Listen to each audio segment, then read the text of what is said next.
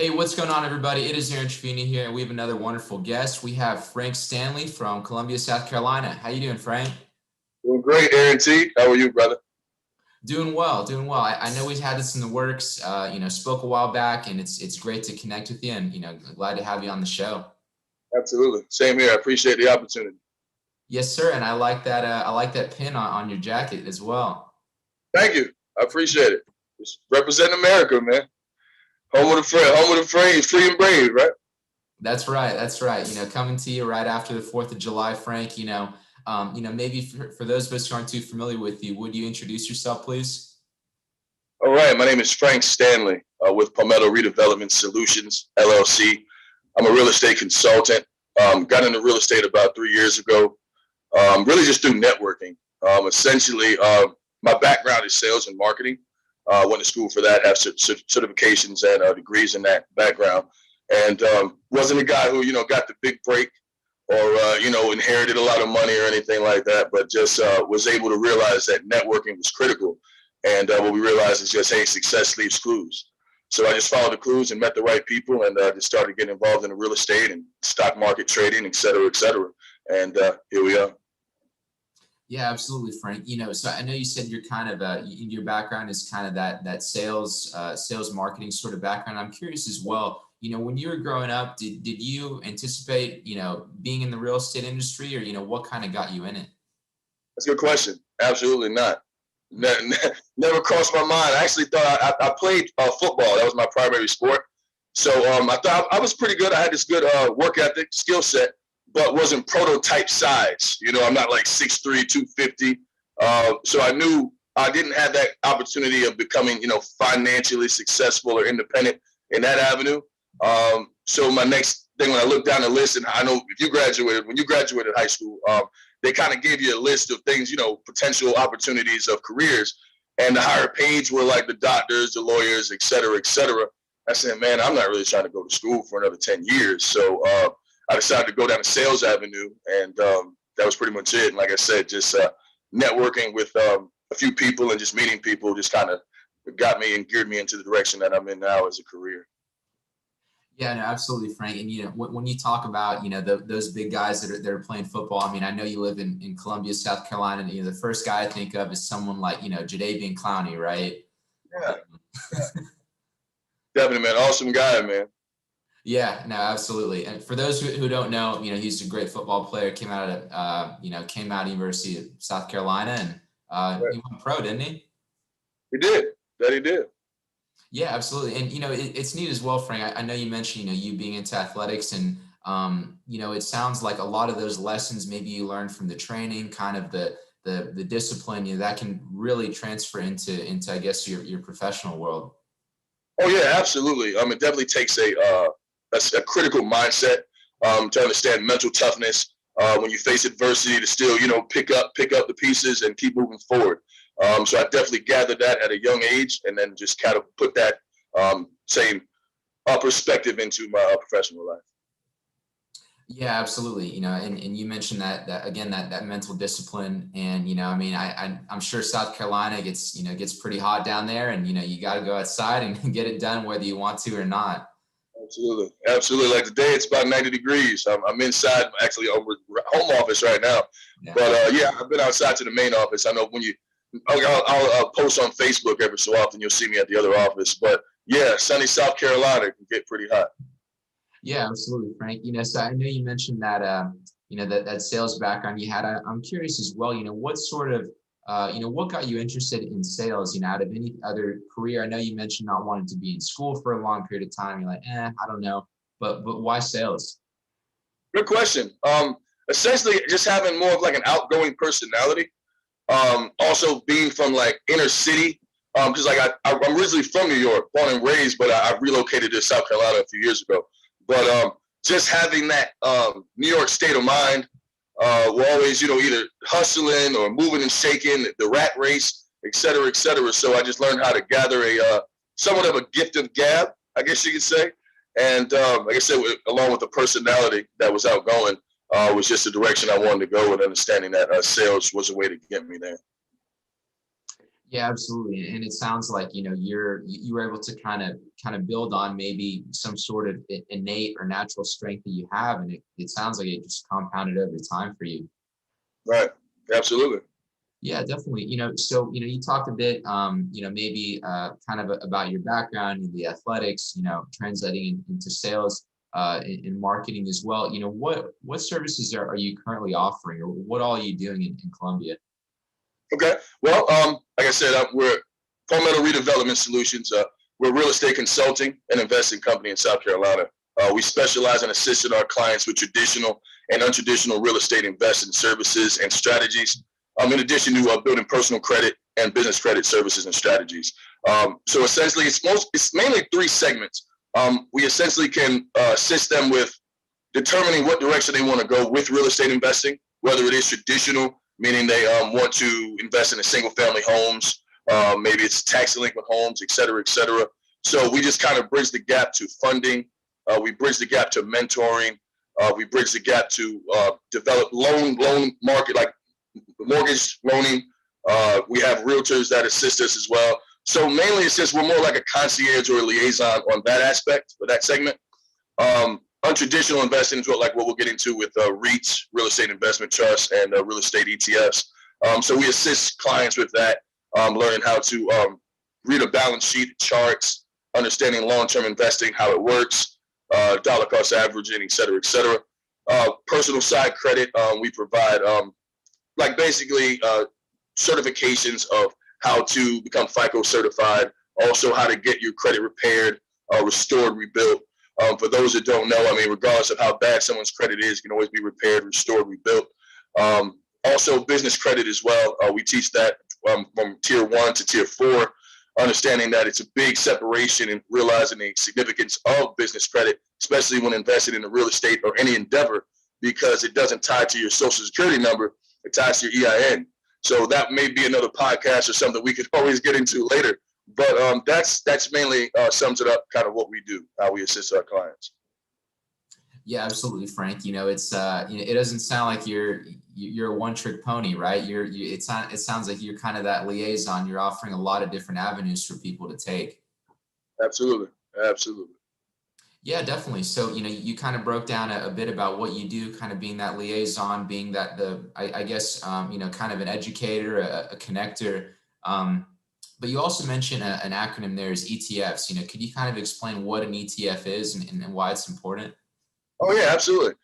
What an ETF is essentially is a managed fund that has basically companies, stocks, whatever you like to call it, within that fund, and you're able to acquisition those funds to build a portfolio. They're traded during the day, rather than versus in a mutual fund, which would be traded after the market ends. Yeah, definitely. And, thank you for the explanation. So you explained ETFs, and you also mentioned REITs. What exactly are REITs? Okay. REITs is another acronym. It's a real estate investment trust. It's essentially a company or companies, a firm that either owns, operates income producing assets, such as either an office building, commercial property, et cetera, apartment complexes, so forth and so on. You can invest into these through your portfolios or your brokerage accounts, and they are income producing real estate, like I said. And in addition to that, they have to pay out 90% of their taxable income to investors, like ourselves, or whomever would, of course, get involved with it. So it's multifaceted as far as it could be the company holds a mortgage REIT or a note to where they're getting dividends that way, or income producing that way, or they actually sometimes have what's called like a triple net lease, which we can get into with one of the ticker symbols I was going to provide later. Kind of breaks down how that works of multifaceted streams of income. But essentially, that's just what it is. A firm that owns real estate, operates it, and it's a producing income. You get dividends monthly and or quarterly. Yeah, that definitely makes a lot of sense, Frank. And one issue people may have, right? Maybe a big reason why people invest in real estate is because it's physical, right? You can touch it, you can see it, the location. It's not moving, right? It's a physical asset. Whereas whereas something like a REIT or an ETF, you can't see it. What would you what would you tell someone who maybe has a few issues with, dealing with something like that as opposed to a physical hard asset? Right. Another good question. What I would recommend with anything is just doing your due diligence, understanding what your exit strategy or long-term strategy of investing is. If you want to be hands-on with investing, then that would be, more of a traditional aspect. Really getting out there and leveraging either OPM, other people's money, or the bank's money, however you want to call it, or like I said, untraditional, really just doing research. I mean, majority of some of our research comes from Yahoo Finance. We just check out the balance sheet of a company, make sure they basically have a conservative leveraging opportunity, and that's mainly it. But it's really just due diligence and just research. Yeah, like anything else, just doing your homework, doing your due diligence. And another question people may have is, okay, maybe you're in for the REITs, you're in for the ETFs. Is there a percentage in terms of how much how much of your portfolio or maybe your liquidity you should be dedicating to these funds as opposed to hard assets? That's a good question too. I mean, that's always like on an individual basis. Like when we speak to clients, it really depends. Like we have two VIP clients. One essentially is an accredited investor. They've been investing in real estate longer than, of course, we have as a company. And what they want to do, of course, is just develop passive income on both avenues or both capacities. So it really just depends back to the individual investor, what their time frame is, what their capital is. Essentially, those are the main two factors, just determining what it is they really want out of investing, how soon they want to reach that goal, and we just direct them to the proper avenues to do so. Yeah, like anything else, it kind of sounds like a personal preference, right? Maybe someone is in for, they like the flipping, whereas others like new construction, others, just want a passive return, right? So it sounds like it's just a matter of personal preference. Absolutely. I guess level of experience as well, but then it would be factored into, being able to get them the right mentor to develop the mindset if it's not there, or just filling in the pieces of the puzzle of building a team, because a team is pretty critical with respect to traditional investing. I mean, you definitely want to have your legal squared away, so an attorney in that aspect, preferably, of course, a knowledgeable real estate attorney, or you do also want to have a broker, real estate broker or mortgage broker. You want to have your entity structured, et cetera, if you do decide to go down the lane of maybe investment properties, or if you're saying we're just talking about maybe JV rehabs or just even wholesaling or cash buying, whatever the exit strategy is, you definitely want to make sure you have a team in place that can assist you with moving forward with the transactions or services you need. Yeah, Frank, that can be difficult for people, especially maybe you're sitting on some cash, you want to do something with it. Maybe you're new to the area, maybe you're new to just a particular facet of the industry. It seems like it can be hard for people to connect with other good professionals. For someone starting out, how do you suggest that they build that team that you're talking about? Oh man, I would suggest networking like social media, either Facebook, just like how we met, LinkedIn, as a result, of course, with the COVID, we've been limited with RIA meetings. But when we initially started in 2018, that's how we gathered a lot of our contacts, gathered some clients as well. So just finding like-minded individuals in your area, like I said, either through Facebook, of course, joining groups, or LinkedIn, like I said, just connecting with the right associates, or even kind of old school. Some people have done this. They develop what's called like an ABC list. So essentially, your A list is basically like people that, like, your friends, your family, people you may know directly, you have a very strong relationship with. You have your B list, of course, are more like acquaintances, people that you may not know on a regular basis, but you may see them or interact with them. And then, of course, your C list is somebody, hey, you may just meet somebody at Starbucks and you start a conversation. Sharp guy in a suit and tie, who knows what he does. But that's essentially what I would recommend, starting from that aspect and then, going from there. Yeah, definitely. And, it can be a daunting task for people, especially if you're starting out, you're looking to connect with people. But I mean, hey, like you said, just kind of working with what you currently have and, kind of building on that, right? Absolutely. Yeah. And Frank, I'm curious as well about your mindset. Mindset was one word that you use, getting around a good team, getting, in touch with those attorneys, brokers, mortgage professionals, whoever it may be. But you also mentioned mindset. How does someone kind of develop that sort of mindset that would help them in real estate? Right. Well, the first has to come with, what are your goals? If you're the type of person who says, you know what, and I just want to be rich and I just want to have a lot of money, that's not going to get you there. If you don't have an initial drive to understand like a bigger picture, either it's you want to build a legacy, you want to be able to enhance your community. Though that's where it essentially starts from. What is your why?